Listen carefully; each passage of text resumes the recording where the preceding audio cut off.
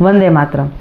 Conversion versus reservation, ये एक case आया था इलाहाबाद हाई कोर्ट में, जहाँ पे जस्टिस प्रवीण कुमार गिरी ने एक डायरेक्शन दिया है उत्तर प्रदेश गवर्नमेंट को कि 4 महीने के भीतर ये सुनिश्चित किया जाए कि जिस व्यक्ति ने क्रिश्चियनिटी में कन्वर्ट किया है उसके सारे शेड्यूल कास्ट के रिजर्वेशन के जो बेनिफिट्स है उसको रद्द किया जाए। उसका कारण ये है कि हमारे इंडियन कॉन्स्टिट्यूशन के साथ इसको एक फ्रॉड माना गया है। ये एक केस आया था जितेंद्र सहानी, जिसने अपने खिलाफ दर्ज चार्जशीट, जिसमें आईपीसी सेक्शन 153A और 295A को चैलेंज किया गया था। अगर हम सिंपल लैंग्वेज में समझे तो कोई व्यक्ति अगर धार्मिक घृणा फैला रहा है और किसी धर्म का अपमान कर रहा है, उसके खिलाफ ये सेक्शंस लगते हैं।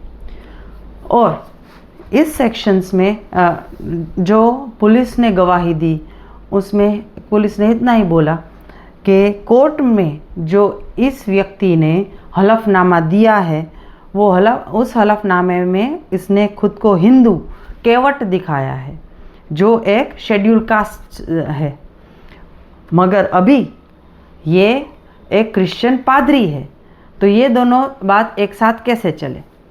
और इसके खिलाफ जो गवाही आई है, जो गांव वालों ने गवाही दी है, उसमें ये बोला गया है कि ये सभी गांव वालों को इकट्ठा करके सारे हिंदी देवी देवताओं का अपमान करता था और क्रिश्चियनिटी में कन्वर्ट हो जाओ वैसे सभी को बोलता था।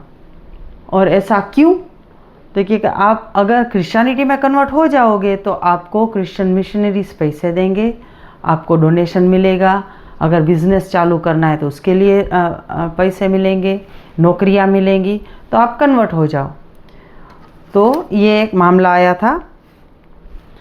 तो ये कोर्ट ने ये सुनिश्चित करने को बोला है कि जो ये पर्सन है जितेंद्र सहानी, उसका धार्मिक स्थिति क्या है वो 3 महीने के अंदर डिस्ट्रिक्ट मजिस्ट्रेट को डायरेक्ट किया गया है कि 3 महीने के अंदर ये इसकी धार्मिक स्थिति की जांच करे और रिपोर्ट दे। और हवाला किसका दिया गया है?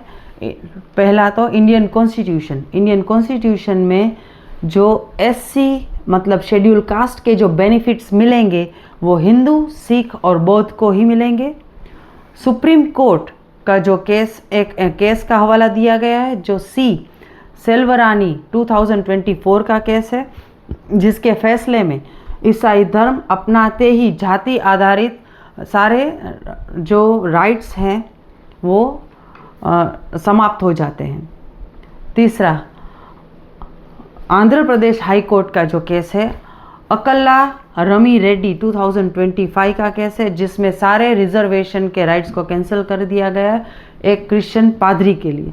कोई क्रिश्चियन पादरी रिजर्वेशन बेनिफिट्स नहीं ले सकता। और कोर्ट ने डायरेक्शन दिया है कैबिनेट सेक्रेटरी को, उत्तर प्रदेश चीफ सेक्रेटरी को, माइनॉरिटी वेलफेयर डिपार्टमेंट को कि ये सुनिश्चित किया जाए कि धर्मांतरण के बाद कोई भी व्यक्ति अगर शेड्यूल कास्ट का लाभ ले रहा है तो उसको रोक दिया जाए।